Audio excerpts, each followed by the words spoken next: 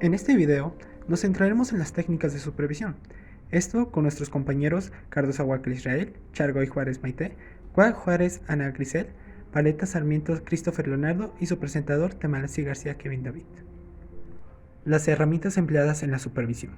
Estas son instrumentos en los que se logran resultados en una actividad. Estas tienen la planificación, la organización, toma de decisiones, evaluación, clasificación de puestos, sanciones disciplinarias, adiestramiento, seguridad, etc. ¿Quién los aplica? El supervisor. Y lo aplica teniendo en cuenta los objetivos y principios que habrá de aplicarse. El supervisor no puede hacer un proyecto sin considerar todos y cada uno de los factores que tienen relación con los objetivos de la actividad planeada o que impida con el logro del mismo. El supervisor y sus obligaciones. Responsabilidad del supervisor. El supervisor es la clave de la comunicación correcta en la organización. Él es el centro de mensajes por el cual debe de pasar toda la información y este debe de canalizarla de manera ascendente hacia los superiores para que puedan tomar decisiones inteligentes y de manera descendente para los subordinados para hacerles saber el trabajo que deben hacer, cuándo y cómo.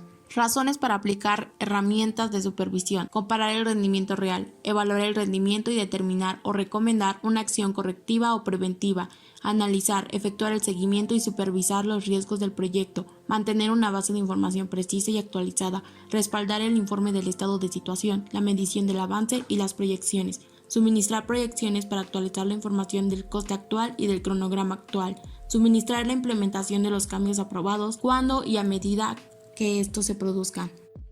Las diferentes herramientas de supervisión. Torbellino de ideas. Se utiliza en cualquier etapa del proceso de mejora continua de la calidad y es una manera de generar ideas rápidamente con la finalidad de generar y aclarar una lista de ideas que permitan identificar posibles soluciones a ciertos problemas o temas. Consta de dos fases, fase de generación y fase de aclaración. Diagrama de causas-efecto de Ishikawa. El diagrama de Ishikawa es un método gráfico que se usa para efectuar un diagnóstico de las posibles causas que provocan ciertos efectos, los cuales pueden ser controlables. Se usa el diagrama de causas-efecto para analizar las relaciones causa-efecto, comunicar las relaciones causas-efecto y facilitar la resolución de problemas desde el síntoma, pasando por la causa hasta la solución.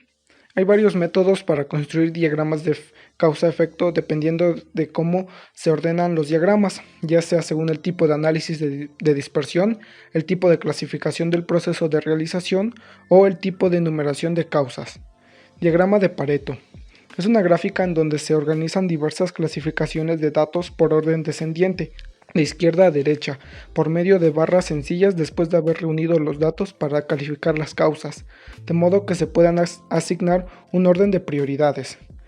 Se utiliza conforme a los siguientes pasos: seleccionar categorías lógicas para el tópico de análisis identificado, reunir datos, ordenar los datos de la mayor categoría a la menor, totalizar los datos para todas las categorías, calcular el porcentaje del total de cada categoría representada, de izquierda a derecha trazar las barras para cada categoría en orden descendiente, trazar la escala del eje vertical derecho para el porcentaje acumulativo, comenzando por el 0 hasta el 100%, trazar el gráfico lineal para el porcentaje acumulado, comenzando en la parte superior de la barra de la primera categoría, la más alta, y por último, analizar la gráfica para determinar los pocos vitales.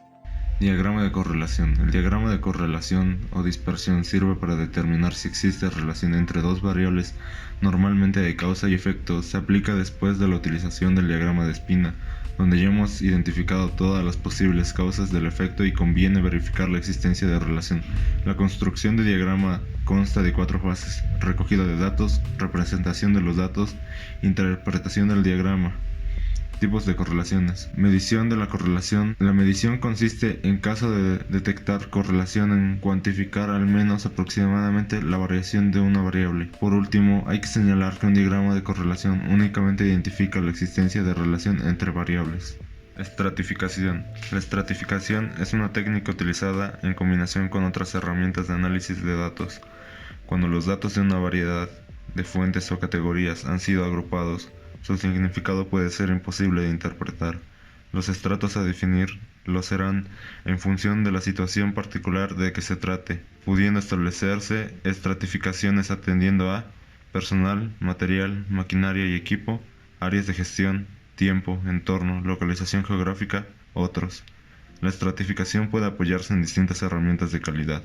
Si bien el histograma es el modo más habitual de presentarla, la estratificación permite aislar la causa de un problema, identificando el grado de influencia de ciertos factores en el resultado de un proceso. Puede apoyarse y servir de base en distintas herramientas de calidad. Estadísticas. Un gráfico es una representación visual de los datos estadísticos. Es una herramienta muy eficaz ya que muestra datos de manera rápida y sencilla.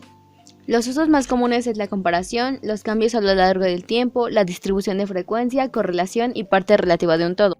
Los tipos de gráficos más utilizados son los gráficos de barras, gráficos lineales, cuadro gráfico comparativo, gráfico circular y gráfico de dispersión.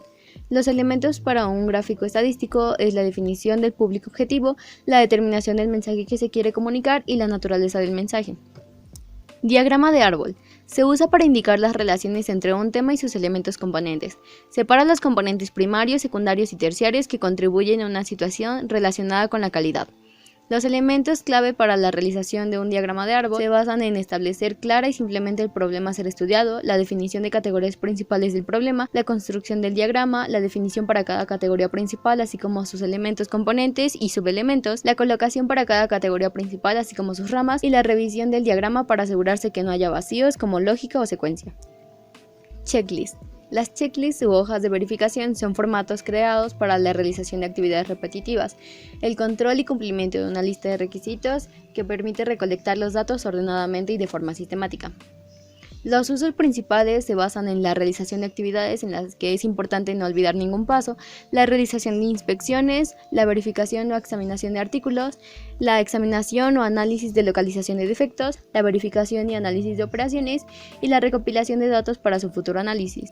La ventaja de estas listas es que nos permite verificar y tomar como registro para la constancia de actividades que se han realizado. Es importante que queden claramente establecidas e incluyan todos los aspectos que pueden aportar datos de interés, como lo es que tiene que controlarse o chequearse, cuál es el criterio de conformidad o no conformidad, cada cuánto se inspecciona y quién realiza este chequeo. Muchas gracias por ver el video y esperemos que hayan disfrutado y que se haya entendido la información. Muchas gracias y hasta luego.